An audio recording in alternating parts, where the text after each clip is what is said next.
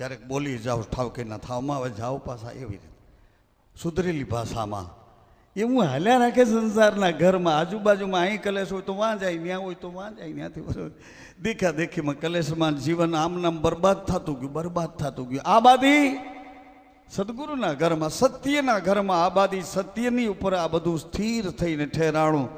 આ આરસીસીના છે પણ એની નીચે પાયા નાખવા પડ્યા. આમ અધરો અધર લટકે છે છતાં એને કોઈ પાયાની જરૂર નથી. અધરો અધર આમ નામ સતને આધારે એમ મળેલા જીવનનો યથા ઉચિત ધર્મલાભ ઐશ્વર્યતાનો અનુભવ એક સેકન્ડ એ સવારે તમે 10 મિનિટ ભગવાનની આમ કરી લ્યો એટલે 10 મિનિટ પછી પાછા તમારા કામે લાગી જાઓ એટલે 10 મિનિટ પૂરતો ભગવાન છે કે ભગવાન 24 કલાક છે કયો ને.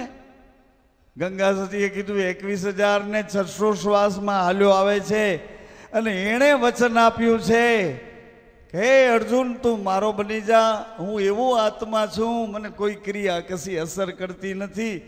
એવો આત્મા બની જઈશ તો હું તારું ચારે બાજુથી ભલું થાય એવું કરીશ.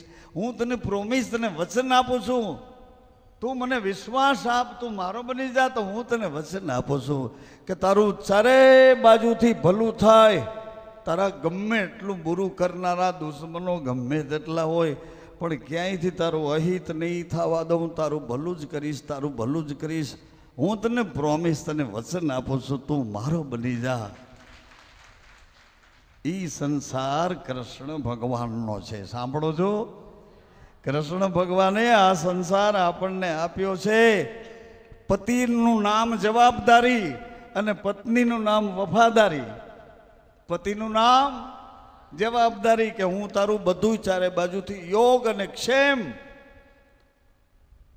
તારું યોગ્ય અને ક્ષેમ એટલે સારી રીતે, પરાધીન નહીં, એમ નહીં, પરાધીનતા વાળું નહીં, લાચારી વાળું નહીં, એમ નહીં, વ્યાજના રોટલા આવે ને આનંદ કરશું એવું નહીં.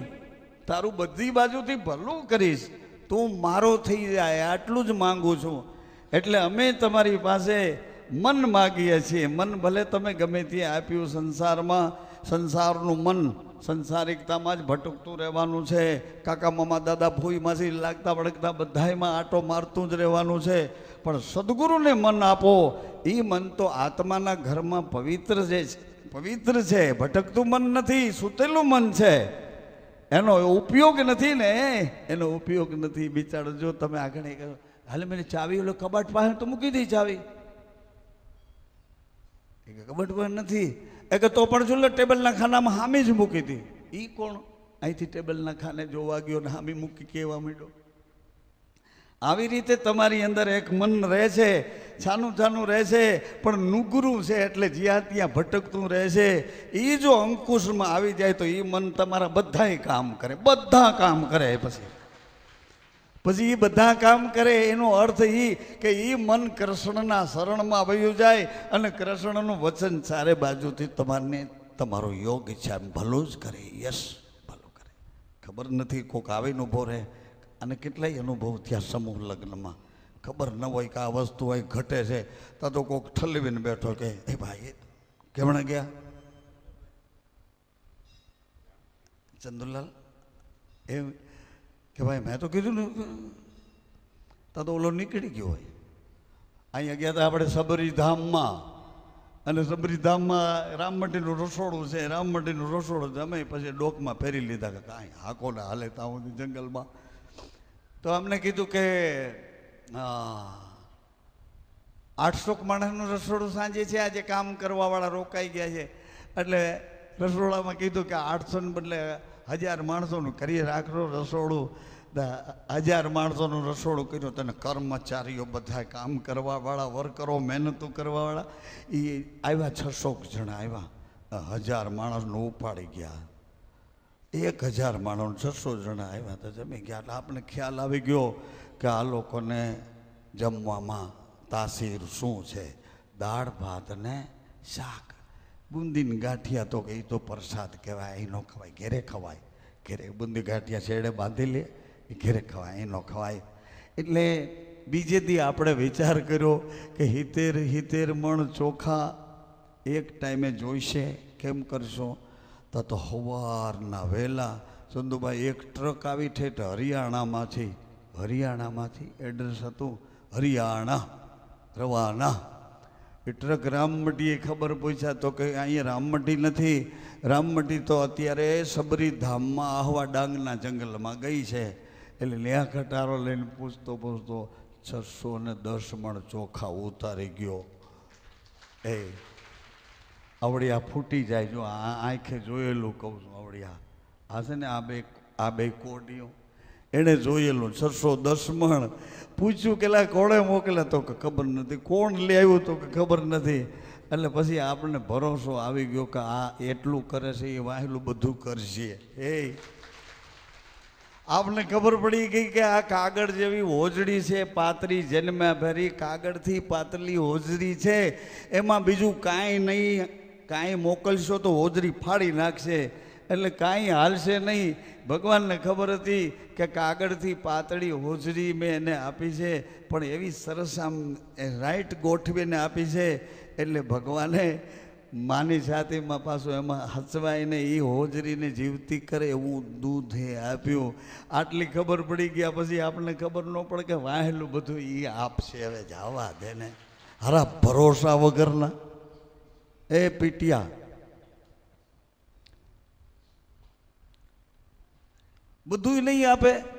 તમને એમ થાય કે અમારે મહેનત કરવી પડે, તો મહેનત તો કરવી પડે ને. મહેનત કરો તો શરીર સારું રહે. બાળકને જો રોવરાવો તો એના સ્નાયુ મજબૂત થાય. બાળકને તોફાન કરાવો તો ભણવામાં હોશિયાર થાય. આ તો રોવે તો તરત જ આવે કંઈક થઈ ગયું. એક બાઈ મને કે ને આની છાતી પર હાથ મૂકો ને બાપુજી. મેં કહું કેમ? કે એને કંઈક કોકનું ઓલું થઈ ગયું છે. મેં કહું એક ગાંડી શું તું, એવું એને મગજમાં ક્યાં બીવર આવે છે? તો રોજ આવું જ કરશે, રોજ એવું જ કરશે. એટલે એને એવું બીવરાવાય નહીં. બાળકને કોઈ કાંઈ થતું નથી. બાળકની અંદર ભગવાન છે ને, આ ગઈઢાની અંદર ભગવાન છે. એ ભૂત પ્રેતની જેમ આ બધાય ભગવાનના જ ઘર છે. આ પકડ્યા છે ને આપણે, એમાં કોઈને કાંઈ કરે ને કોઈને કાંઈ મટાડે ને એવી વેમવાળી વાતોમાં ન જવું. ભલા આ તો એવો સરસ મજાનો યોગ મળ્યો છે. અને એ યોગમાં ગંગા સતી કહે છે એ વચનને પકડીને કીધું. એને પકડ્યું વચનને. કેવી રીતે? એ વચનને પકડીને કે કૃષ્ણ ભગવાન બોલે છે તો કૃષ્ણની કળા શું છે કે આ બધાય મારા છે ને હું બધાનો છું. કૃષ્ણની કળા છે. તું મારો થઈ જા, હું તારું બધું ધ્યાન આપીશ. કૃષ્ણની કળા. પતિ પત્નીનો સંસાર આવી રીતનો છે. પત્ની પોતાના પતિની બની જાય છે, એટલે પતિના સગા સંબંધીઓ બધા પોતાના સગા સંબંધીઓ થઈ જાય છે.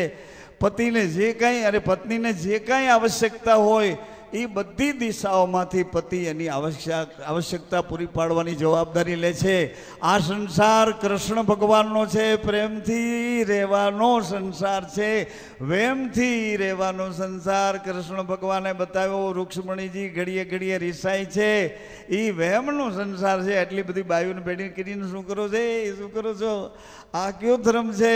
એ વેમનો સંસાર. એટલે રૂક્ષ્મણીજીને ક્યારેક ક્યારેક રિસાઈને દૂર થવું પડ્યું હતું.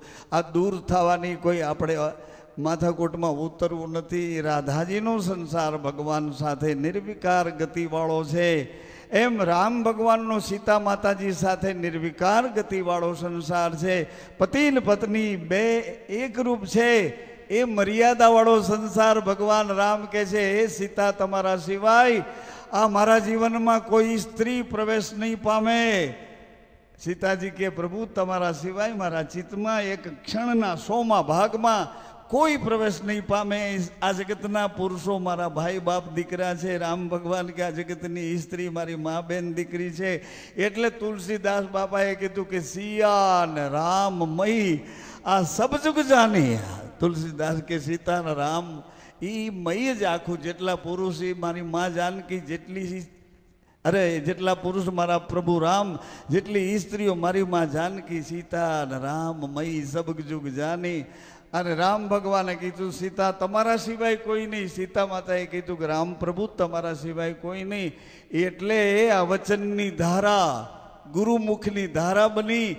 અત્રિ મહારાજે અને અનસુયાએ આ વ્રત એવી રીતે ઊંચી ગતિમાં લઈ અને સ્થાપ્યું. પતિવ્રત અત્રિ ઋષિ અનસુયા માં એનો ધર્મ પતિ બ્રહ્મા પતિ વિષ્ણુ પતિ દેવો મહેશ્વર પતિ સાક્ષાત. આજે ભાઈ ઉપર થઈ ગયેલી સ્થિતિઓ જે આ જગતમાં આવીને ધર્મ માટે કરી ગયા એ સ્થિતિઓનું વર્ણન કરું છું. એ બધા આપણા પૂર્વજો હતા. આપણા પૂર્વજો હતા. બધા આપણા પૂર્વજો હતા જે સતને માર્ગે સમર્પણ કરી અને ધર્મને જીવતો રાખ્યો છે. એ બધા આપણા પૂર્વજો હતા. કૃષ્ણની કળા અને કૃષ્ણની કળામાં એમની લીલા બાળ લીલા છે, ગોકુળની લીલા છે, પ્રકૃતિની સાથેની લીલા છે. ગાયો ગોપીઓ ગોપબાલો, જમનાજીની રેણું અને કદમના ઝાડવા ઉપર બોલતા મધુરા પંખીઓ બધાની સાથે કૃષ્ણ એક રૂપ થઈ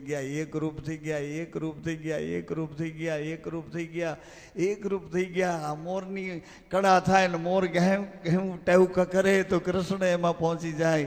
હા, કોયલ બોલે કૃષ્ણ પહોંચી જાય. ઝાડના પત્તા હલે તો કૃષ્ણ એમાં પહોંચી જાય.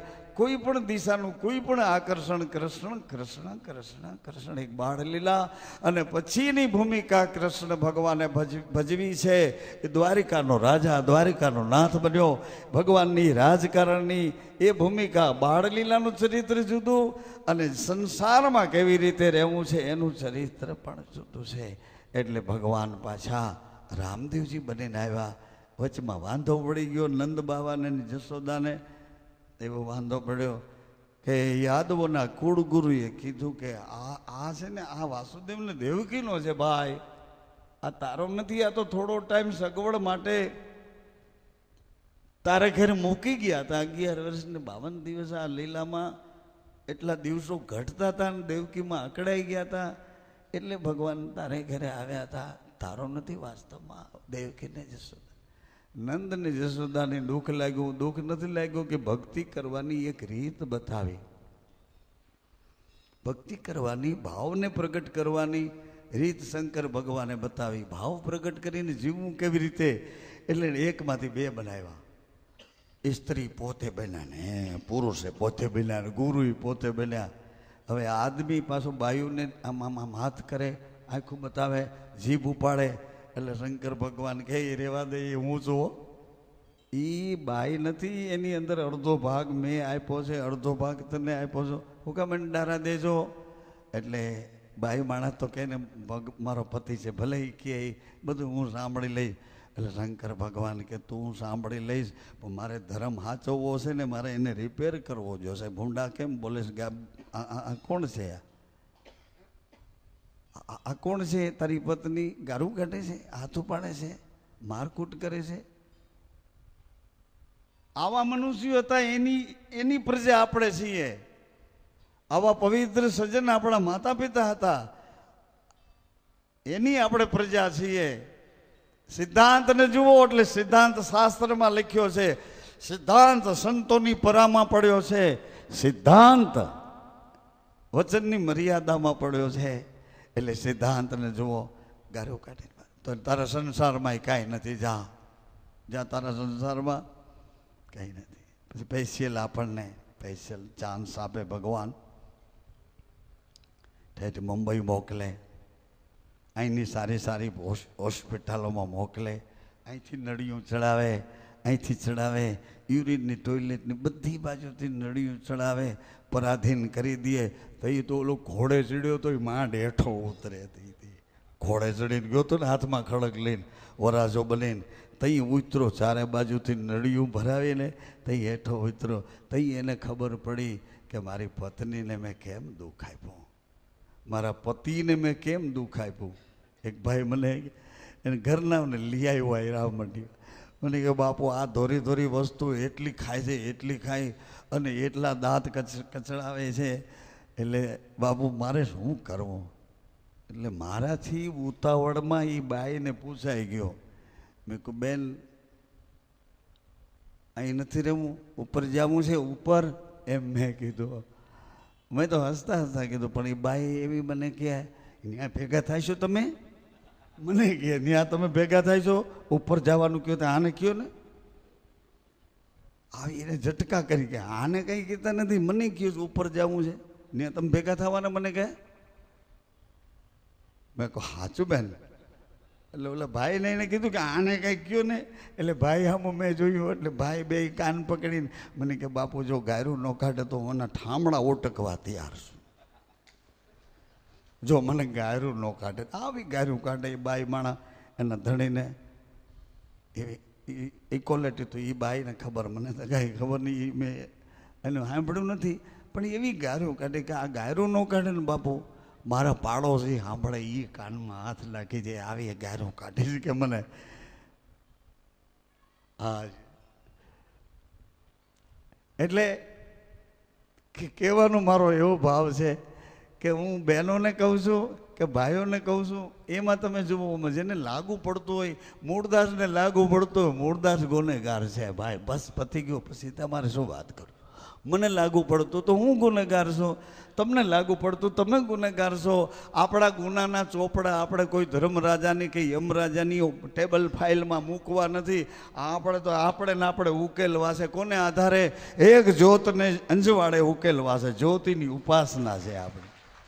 અહીંથી ઘેરે જઈને જો કાંઈ કચવાટ ઊભો થયો, તરત જ દીવો કરજો અને આવડી મોટી ટોપરા જેવી ફટકારજો મને કે ઓલો બાવવાળો રામ મઢીવાળો કહેતો તો, એક દીવો કરીને રડી તો પડજો. જો ઘરમાં રેડી ન થઈ જશે કહેજો કે તું રામા પહેરવાળો નથી, ખોટો છે હારા. હું કોઈ નશામાં કે જોશમાં કે આવેશમાં કે એવી રીતે નથી બોલતો. પીડાઈને બોલું છું, પીડાઈને બોલું છું. રાત ને દિવસ મને એ જ સાંભળવા મળે છે. કોઈ આવીને કહેતું નથી કે બાપુ આજે અમે 5 ને બદલે 11 માળા કરી, એવું કોઈ નથી કહેતું. 5 ને બદલે 11 જણાને અમે બ્રાહ્મણોને જમાડ્યા, એવું કોઈ નથી કહેતું. આ જ કહે છે, આ જ કહે હમણાં હેઠે નથી આવડતું, હમણાં આ નથી આવતું, હમણાં આ નથી. તારો વહીવટ ખોટો છે, નકર હેઠે આવી જાય એવું છે. તારો વહીવટ ખોટો છે. વહીવટ કર તો એવી રીતે કર, તટસ્થ રહીને કર. વહીવટ ખોટો છે એટલે હેઠે નથી આવતું. ધંધો તમે જેટલો આટલો ધંધો કરો ને, ખાલી 5 કલાકનો, 2 કલાકનો, 8 કલાકનો, એ તમારો પુરુષાર્થ છે. એમાં તમારું મન જોડી દો નહીં પુરુષાર્થમાં, એટલે તરત જ ચારે બાજુથી એવું માનસિક વાતાવરણ ઊભું થઈ જાય. ગમે ત્યાંથી તમારા તરફ કોકને આકર્ષણ થાય અને એ તમને પ્રિય કરી લે છે. અને પોતાનું માનીને જે માણસ આપણને મદદ કરતો હોય ને, એ ઉગી નીકળે. રોટલાનું બટકું કૂતરાને નાખો, એ લઈને આઘું વયું જાય. શું કામે? ઊંઘી જોવે કે આ રોટલો કેનો છે એ તો જોવા દે. એ ઊંઘીને પછી ખાઈ, નગર હું ધૂળ માથે વારીને વયું જાય. કૂતરું રોટલા માથે ધૂળ મૂકીને વયું જાય કે આ ખાવા જેવો નથી. તમે આપો એટલે રોટલો લઈને ભાગે. કાયદેસરના કૂતરા, અટાણા લોકોલિટી કૂતરાની વાત નથી કરતી. કાયદેસરના કૂતરા એ રોટલાને આઘો લઈને ઊંઘી જોવે કે આ સતનો છે, ધર્મનો છે કે અધર્મનો છે. એવી રીતે ઊંઘી લે. મન આપો એટલે મનને રિપેર કરી આપશું. અમારા માલિકે અમારું મન રિપેર કર્યું છે, એને એના ગુરુએ એનું મન રિપેર કર્યું છે. અને સત્પુરુષે મર્યાદાથી ધર્મની મર્યાદાઓ આ જગતમાં સંતોને આપી છે, મોટા પુરુષોને આપી છે, પ્રમાણિક પુરુષોને આપી છે, જનેતાઓને આપી છે. સતની મર્યાદાઓ, અને એ મર્યાદાઓ સાચવી અને ધર્મ ટક્યો છે. ધર્મને ટકાવી રાખવા કૃષ્ણ ભગવાને હાથ આપી દીધા. 7 ગંગાજીએ 6 પુત્રો આપી દીધા અને 7મા હતા દેવવ્રત ભીષ્મ પિતા. દ્રૌપદીએ 5 પુત્રો આપી દીધા. એ તેદીનો ચીલો હાયલો આવતો તો એ બિલખાના વાણી એ પોતાનો સગાડ થાય, એ પોતાનો દીકરો આપી દીધો ધર્મને ટકાવવા. એ સાધુ નથી, આ તો ભગવાન છે. ભગવાન છે જલારામ બાપા કે એ સાધુ નથી, આ ભીખમંગા નથી, આ તો ભગવાન છે. પોતાના ઘરનું માણસ આપી દીધું. લ્યો, જે આ બજરંગદાસ બાપા ગયા હતા એક દી વીરપુર, જલારામ બાપાની દીકરી જમનાબા, એમના દીકરા ગિરધર બાપા ગાદી ઉપર હતા. ગિરધર બાપાને થોડો કોટ નીકળ્યો હતો, સફેદ ડાઘ હતા. એમાં બજરંગદાસ બાપા ગયા એટલે એવડી એવડી મોટી 100ની નોટો આવતી બેન, પહેલાં 1000ની નાની છે, એના કરતાં 100ની નોટ મોટી, હા આવડી મોટી એવી 100ની નોટ હતી ને, એવા 5000 રૂપિયા બજરંગદાસ બાપાને પગે ધર્યા. એટલે બજરંગદાસ બાપા બોલ્યા કે એ ભાઈ આ પૈસા લેવા નથી આવ્યો, એ કે આ તો તમારા લુવાડાએ કે અમારા સાધુને એના ઘરનું માણસ આપી દીધું તો એના દર્શન કરવા આવ્યો છું. કેવી સરળ વાત, કેટલી સહજ વાત કે તમારા લુવાણાએ એમ સીધી સીધું કે અમારા સાધુને, તમારા લુવાણાએ અમારા સાધુને એના ઘરનું માણસ આપી દીધું, એટલે એના દર્શન કરવા આવ્યો છું. એના દર્શન કે એ કેવો પુરુષ કે પોતાના ઘરનું માણસ અમારા સાધુને વિશ્વાસે. છેલ્લી વાત કરી દઉં, બસ ઈ તે બડી રાજા ધર્મ સામે લડતા હતા. એને ગમતું નહોતું કે દેવને અસુર કાયમ બાંધે, હિન્દુ ને મુસલમાન કાયમ બાંધી જ રાખે, એ અમુકને નથી ગમતું. એમ બડી રાજાને નહોતું ગમતું કે આ કાયમ ને કાયમ બાંધે, ઓલા એનું રાજ માગે, આ કે અમારે રાજ કરવો છે એવી રીતે બાંધે. એટલે બડી રાજાએ બધાની યારે સલાહ સંપ કર્યો. એટલે એને કીધું બ્રહ્મા વિધાતાએ કે 100 યજ્ઞ કરીને એટલે આખી પૃથ્વી પર તારા એકનો રાજ થઈ જાય, પછી તું બેયને સરખા કરીને સાચવજે, દેવને દેવની રીતે અને અસુરને અસુરની રીતે સાચવજે. અસુરનો વાંધો એટલો કે અમે કહીએ એ જ કાયદો, દેવતા કે એ કાયદો નહીં, કાયદો તો સત્ય કે એ જ કાયદો હોવો જોઈએ, તમે કહો એ કાયદો નહીં. એટલે બડી રાજાએ 99 યજ્ઞ કર્યા અને 100મો યજ્ઞ જ્યાં માંડ્યો એટલે ભગવાનને એમ થયું કે હવે કેમ કરશું, આ 100 યજ્ઞ પૂરા થઈ જાય તો વચન આપ્યું છે કે બધા પર તારી સત્તા, અસુરોનું રાજ સ્થપાઈ જશે. હાજી, એટલે ભગવાન આટલા નાનકડા બનીને ગયા છે ગિરનારની બાજુમાં વનસ્થલી કરીને બડી રાજાની યજ્ઞશાળા મોટી, એમાં યજ્ઞ હાલે 100મો યજ્ઞ. એટલે ભગવાન નાનકડા થઈને ગયા. બડી રાજાને ખબર મળ્યા કે કોઈ યાચક આવ્યા છે, કેટલા યજ્ઞ કરો છો તો અમને કંઈક દક્ષિણા આપો. બડી રાજા તો એને જોવા આવ્યા કે માંગો, શું આપની ઈચ્છા છે કહો ને. એટલે ભગવાન હસતા હસતા કહે છે કે મારી ઈચ્છા તો નથી, પણ ધર્મ લાભ કરવા માટે હું તને કહેવા આવ્યો છું, ધર્મ લાભ કરવા માટે કહેવા આવ્યો છું કે મને થોડી ભૂમિ ખપે. અરે કેટલી ભૂમિ જોઈએ છે? કે ખાલી 3.5 ડગલા જમીન જોઈએ છે, સચવાઈને રહીશ અને એને સાચવી લઈશ. એટલે બડીના ગુરુએ ના પાડી કે આ માણસ છે એટલે આ ઓલો છે, આ ઈ છે, જો તને છેતરવા આવ્યો છે એટલે એને કાંઈ ન દેતો. બડી રાજાએ યાદ કર્યું કે મારો બાપ વિરોચન અને એનો બાપ પ્રહલાદ અને મારા દાદાને ઘેરે તો ભગવાન નરસિંહ રૂપ લઈને આવ્યો હતો, અને મારા દાદાને તો નરસિંહ ભગવાન એના ખોણામાં બેસાડીને ચાટ્યા હતા. હવે એવા ભગવાન મારા દાદાને નહીં આવ્યા અને એની પૂજા સેવા કરી અને પ્રસન્ન થઈ ગયા, તો એવા ભગવાન જો આવ્યા હોય તો એ અહીંથી ખાલી હાથે કેમ જાય? મને કંઈક દેવા જ આવ્યા છે, મને કંઈક દેવા આવ્યા છે, મને કંઈક દેવા આવ્યા છે. એના મગજમાં એવું બેસી ગયું. ગુરુએ કીધું કાકા લેવા આવ્યા છે, લઈ લે, તને નવરો કરી દેશે.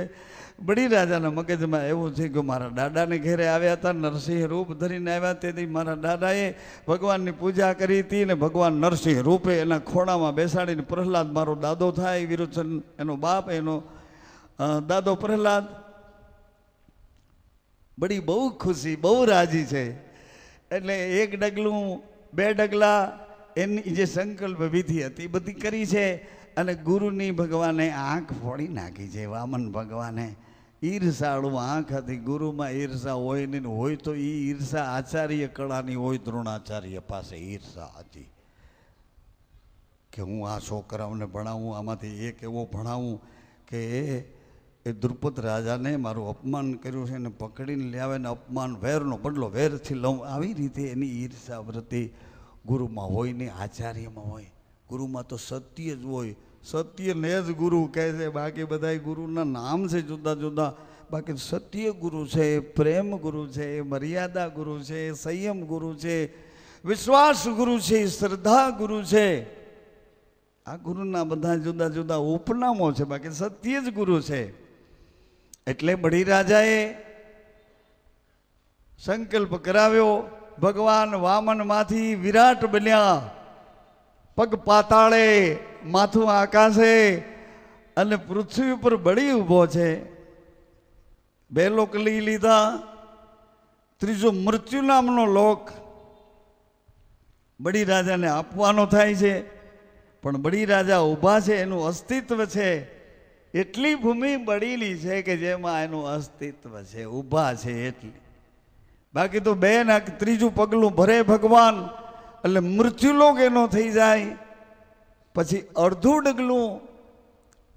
ડગલું સ્વર્ગ મૃત પાતાળ, સ્વર્ગ મૃત્યુ પાતાળ.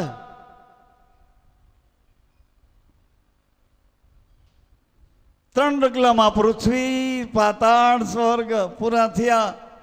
અડધું ડગલું બળી રાજાના પત્ની, બળી રાજાના પત્ની, સાંભળો છો માતાઓ, બળી રાજાના ઘરનું માણસ, એના અર્ધાંગના ધર્મ સહચારિણી વિંધ્યાવલી, એણે કીધું સ્વામી, પતિ પોતાના પતિને કહે છે સ્વામી